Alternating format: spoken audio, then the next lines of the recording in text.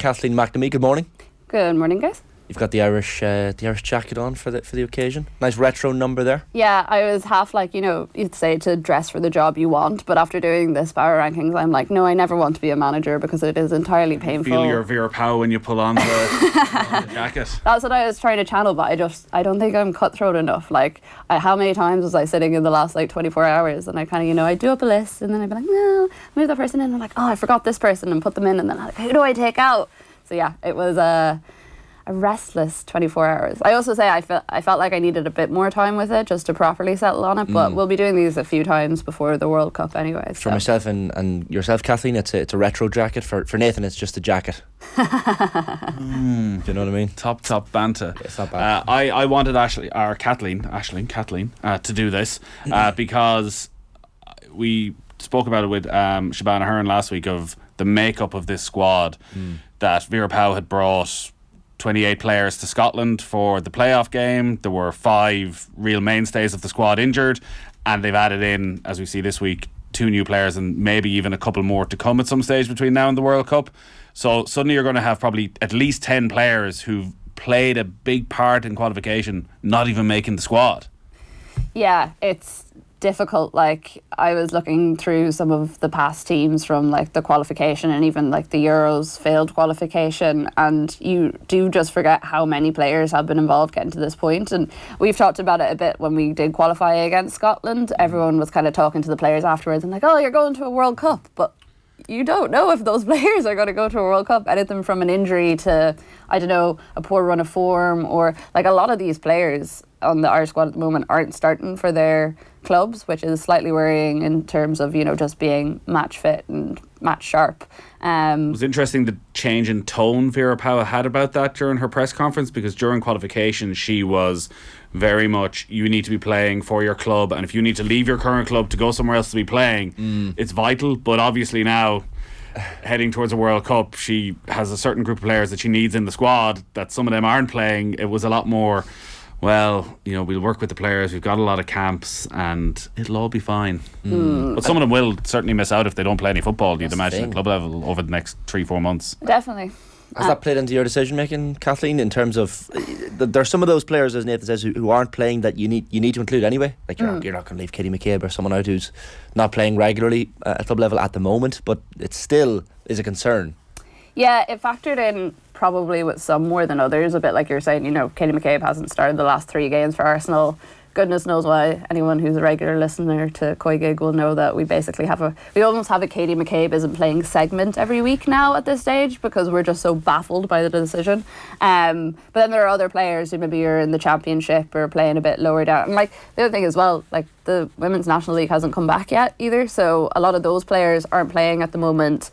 Their season is finished up, and it's a bit hard to know, if you were to send a squad tomorrow, which of those players are the ones that are going to be the standout players. You're kind of basing it on what they were doing at the end of last year. And I don't know if that fed into I think there's only 2 players in the squad that have gone over to Marbella from the league, which obviously you'd like to see a few more than that. I don't think it's just a sign of the fact that a lot more Irish players are going over to the WSL and the Championship. I think, there probably should be a couple more names in there, especially at this early stage anyways. So talk us through it. So this is the power rankings as if you were picking the squad today for the Women's World Cup later this year, essentially. Yeah. And so it's 23 player squad? 23 player squad. I was so convinced when I was doing this yesterday. I wrote out a rough list of all the names. I didn't even rank them. I was just names that are coming into my head, and I was that's definitely less than 23, and it was 34. So that's how difficult the decision it is. Yeah, it's hard. I mean, it should be 26. Every single country wants 26, but FIFA said no, so that's unfortunate. But so number 1 we have Ms. Denise O'Sullivan. This is one of the situations where, how do you rank Katie McCabe? She's second, and Denise O'Sullivan. Clip that bit. Tag them. Katie, stick it on the dressing room wall. I gave it to Denise. I mean, they really should be shared number 1, because you can't really, this Ireland squad doesn't operate without either of them, I don't think, to the ability that we do. But the reason I gave it to Denise was obviously she got named captain of North Carolina Courage this week. Katie hasn't played in a couple of games. There's talk that she had a chest infection and that's why, even though she played 120 minutes in the Conti Cup. So that was the only reason for the difference between the two of them. They're still two of my favourite players out there. Third, Louise Quinn. Fourth, Niamh Fahey. Fifth, Megan Campbell. Five, Megan Connolly. Six, Megan Campbell. Seven, Courtney Brosnan. 8, Lily Agg. 9, Heather Payne. 10, Amber Barrett. And 11, Ruesha Littlejohn. So not necessarily a starting 11, but it's the 11 best players that we have. have. The 11 at the top. And then, so you think even though Ruesha Littlejohn's been injured for the last 3 or 4 months, there's no doubts? I don't think so. So my slight doubts with Ruesha is obviously Lily Agg came in that position and she's actually been performing incredibly well the last while. And she has, she's been scoring in the Champions League 3 goals in her last 10 games or something, and she's really come into her own and it's pretty much happened since she came in for Ruesha. So I think her confidence is an all-time high, and I really think she could be an important player for us in the next couple of months if she continues her form in the championship. With Ruesha, I do think that she does give us something, and I think that week on week, she is increasing her minutes in the WSL. She started coming on towards the end of the 90 minutes and now she's slowly going towards the 70, 60, and I think she will keep backing that up. She also has the added advantage of being in the WSL rather than the Championship, so she is playing at a slightly more competitive level. And I think where she left off, I know in the last game she played, it was Finland, the game she got injured in, wasn't it? She was injured for a lot of that and she wasn't great. I thought Vera Pauw should have probably taken her off a bit earlier. But I think up until that point, she was quite a stalwart in the team, and I see why. So we're going to name then from 12 on to 23 now, but there's a chance that a lot of these players could actually be in the starting lineup because, as you say, you're picking your best players, not necessarily by position. So who else makes the squad? So at 12 with Jamie Finn, 13 Anya O'Gorman, 14 Lucy Quinn, 15 Diane Caldwell, 16 Harriet Scott, 17 Kyra Carusa, 18 Abby Larkin, 19 Leanne Kiernan, 20 Chloe Mustaki, 21 Aoife Mannion, and then at 22 and 23 we have our 2 reserve goalies in Grace Maloney and Megan Walsh, which just shows what I think about the goalkeepers at the moment in the squad. Yeah, do you have to? I suppose you have to bring three goalkeepers, don't you? You do, and the thing that kind of got me with this is that there are other options and I do have other shouts, but it's someone like Eve Badana has been in and out of the squad. She's never started. She's kind of always that 4th added on, but with the league not playing at the moment, it's hard. She was top keeper in the league last year, so that is definitely a shout for her. The thing with Grace and Megan at the moment, they're both barely in their squads. Megan has most recently been dropped for Lydia Williams, who came in to Brighton from PSG. So Lydia Williams conceded 6 at the weekend, but before that, Megan Walsh had conceded 33 goals across the whole season, which was the most of any team. Now, Brighton are a shambles in general, so it can't all be put on her. And then Grace Maloney has been in and out of the Reading squad pretty much since we qualified against Scotland. Jacqueline Burns from Northern Ireland has been in there too.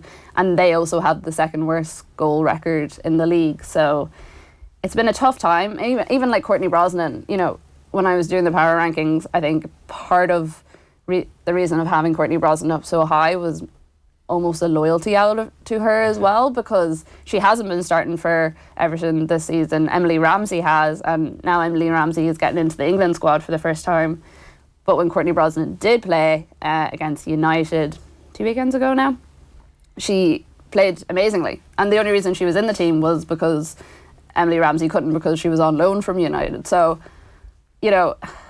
whenever I see Courtney play, she plays really well. It's just the fact she's not consistent. And I've talked to Emma Byrne about this quite a lot, and she is, much like Vera Pauw, one of those people who says, you need to be playing all the time. You need to be playing all the time. And in the last couple of months, she's slightly, not changed her tune, but with Courtney, she's she hasn't been playing consistently, but whenever she does play, she plays quite good. So maybe that suits her in a certain way. But you have to have a good mentality, I think, to be a player like Courtney and not be playing the minutes that you are and still be able to pull out performances. You you have Aoife Mannion in your squad. We just heard from her yesterday, and she's in all the papers today talking about incredibly strong Irish links. It's very much down the Kevin Kilbane route of grew up in an Irish community in the Irish centre, played Gaelic football, preferred Gaelic football to soccer, went to school with Jack Grealish, but wouldn't mention the name of the GA team that Jack Grealish played for, and of course, more importantly than all, she's from Mayo. Mayo and Galway. There's both. But she's Mayo definitely pushing. She's pushing more towards the Mayo side, is what I got from her press conference yesterday from Clock Jordan. She's just from outside Kilmaine, and her uncle was Pat Kelly. I presume it's Pat Kelly that played for Vincent's and was around the Mayo squad over the last few years. You have her in the squad, so the Irish back three is unbelievably experienced. I can't imagine to be a more experienced back three. I think Louise Quinn is the baby of the group, and she'll be 34 by the time the World Cup starts. Is there a possibility that Aoife Mannion can put some pressure to not just make the squad but even make the team? I think so. I remember watching her when she played at City, and she's been incredibly unfortunate with injuries, and like frantically Googling her, firstly because of her name, and secondly because she was playing really, really well at that stage. As a possible, like, does she have any Irish links? Could she come over? I think it was around the time where she was starting to get called into the England squad, so I was like, maybe we've already lost her. I do think she can challenge. I think it's going to be incredibly difficult for her because obviously she is coming off the back of that ACL injury. So that, I think she got that February last year, and she just started back into the United squad January of this year, and she's still on the bench. It's tough to break into this United squad as well because they're very settled and obviously doing quite well because they're top of the WSL table. I think why I included Aoife Mannion was, as you say, that back line is getting on a little bit, as much as, don't want to say that about them, but they are. And I think she's the sort of player that we need now, looking into like Nations League, Euro qualifiers. We need to make sure we have that line of succession there so that we're not left, if any of those players decide to retire after the World Cup or in the next year or so, we're not left floundering, because realistically it has been such a strong part of our game is that back three, and we need to make sure that we have the people there that can go in, and I do think she could be a good option. Now she's quite small, so she's not going to have that like dominance in the air of, say, someone like Louise Quinn, but she is very good at one-on-one situations. She's very good at taking the ball up the pitch herself, which is something that Ireland sometimes aren't all that great at. We do like a bit of a hoof the ball up and see where it goes. So I think that connection with the midfield could be really good for us in the future. I've said so many times before, I'd love to see this Irish team actually play a bit of football and, have a bit of confidence with the ball at their feet and not just consistently have that helter-skelter. And we're definitely getting better at it, but there is just still that little bit of a chink in our armour. So yeah, I definitely do think she could compete for a place. I don't know if she'd go straight into the starting lineup because Vera is quite loyal, but I definitely think she'd put a bit of pressure. I like the mix of youth and experience in that 23. I have to say, this is the part though, briefly, Kathleen, that would have kept you awake at night. The players that did not make your squad. So who's left out? Yeah, so there was about 20 of them, I won't lie. And actually mostly it was players from the league here, because I did feel a bit bad that I didn't include that many of them, because I do think there are some really great players here. So your likes of Jessie Stapleton, Rihanna Jarrett, who's just moved back to Wexford. Never been favoured by Vera Pauw all that much, but I think if she could regain the form she found just before she left, she could be on something. Aoife Dana, who we talked about before, in goals. This is I'm not really sure where she's at with her injury, and I think she probably won't be recovered fully in time, because I think she did her ACL in September. But a player like Ella Malloy, I would love to see more of. Isabel Atkinson didn't make it just because she's not getting a whole lot of time at West Ham at the moment, which is really unfortunate. Niamh Farrelly, who scored her first goal in Italy at the weekend. Very nice goal. Don't know if either of you saw it on Twitter. Volley from kind of just outside the box. Goalkeeper should have done. Italian as well in her post-match press conference. Exactly. Oh, yeah. Give it the best There's shot. an Italian theme to today's show, but anyway, sorry, go on. Have you got is there pizzas coming in soon, or a bit of pasta? a Godfather reference? The Aussies will be swimming at the fishes by the end of the World Cup. Savannah McCarthy, was someone who started the campaign as part of that back three and signed for Shamrock Rovers now. Somebody who obviously Vera Pauw does trust. I guess it's just a case of fitness. Yeah, I think that was my thing with her was fitness. Kathleen doesn't trust her. Well, no, that's the thing, because I was looking at the old teams and I was like, I had half forgotten how much of a regular starter she was in the squad and how much Vera Pauw did actually trust in her, because she has been out injured for so long. I do think it's going to be a bit of a journey back for her, and that was kind of my main reason for leaving her. I mean, like, I would love it if she came back, because she was great when she was playing, and when she got her injury, that was such a massive blow for us at the time, and since then we've gone through about 3 or 4 massive blows with the big injuries that we have, which is really unfortunate, because like I said, I would love more players who are playing in the league here in the squad. You know, someone like, we get this a lot on COYGIG, people asking us, well, why is Abby Larkin in the squad with someone like Emily Corbett, who played with Athlone isn't, and was one of the top scorers in the league last year, which is like a fair enough question. She hasn't been called in as of yet. So what about the complete outsiders then, to wrap it? So Marissa Shiva is in the squad. I think she's going to be doing her media duties, so we'll learn a bit more about her today. And I did hear you on COYGIG, there seemed to be a suggestion that, because there's a training camp this month, there's another one in April, and then like they're together for about 6 weeks before the tournament even starts. So there is time to integrate people, and there's obviously been work done in the background around passports, and Vera Pauw said right at the start, we're getting lots of calls. Like, there is that balance of, you don't want to unsettle the squad already there. You're leaving out a lot of players who've been around the squad, never mind more of them. Marissa Shiva and her chances, or anybody else of coming in? I think Marissa Shiva, the reason she's kind of like on the edge for me is just because I haven't watched her play all that much over the last year. I've seen a couple of her appearances for Washington Spirit, but I think she only played 302 minutes last year, so that was about 8 games. And the 290 minutes that she played were during international windows, so she was kind of like stepping in for players who were gone. I think she could be really, like, she was really good at college level.